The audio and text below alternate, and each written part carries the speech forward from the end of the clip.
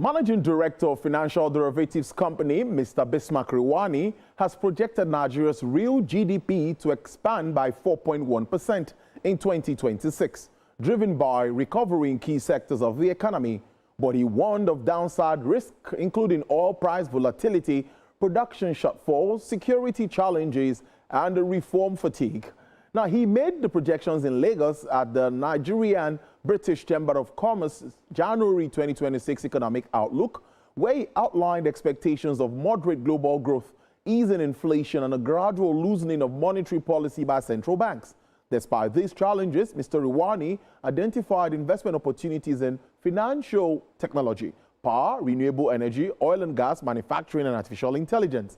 He also projected manufacturing earnings at over 38 trillion naira in 2026, supported by disinflation, improved consumer demand, increased refining capacity, and expanded regional trade. We expect the budget to be passed. We expect that the MPs will meet on February 21st next month. We expect and we think that the new tax law be implemented in a staggered form. We expect that the price of oil will fall after everything that happened in Green. All those things have pushed the flight to safety. The price of gold went through the roof and all of that. So when Trump gets back and after the jet lag, things will settle a little bit. And we'll see the price of oil coming down. Because whether we like it or not, the Venezuelan oil is still there, but it will take time to, but the perception, the expectations are that the price of oil will come down, and it has serious implications for us. Clearly, the economy is being restructured in a very rapid manner.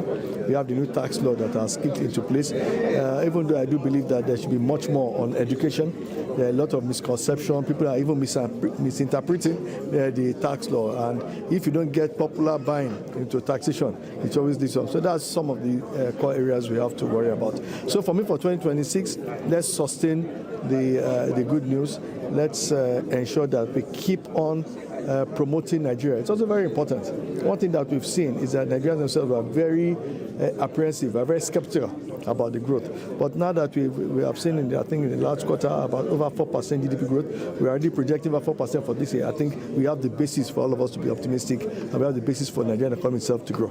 In terms of credit to the productive economy, it's a bit challenged, meaning that you should have sort of like managed interest rate in the sense that if your interest rate is as high as, I'm just saying, 35% or 40% from some certain sectors, there's no way you can be productive because your profit margin will actually face a huge hit.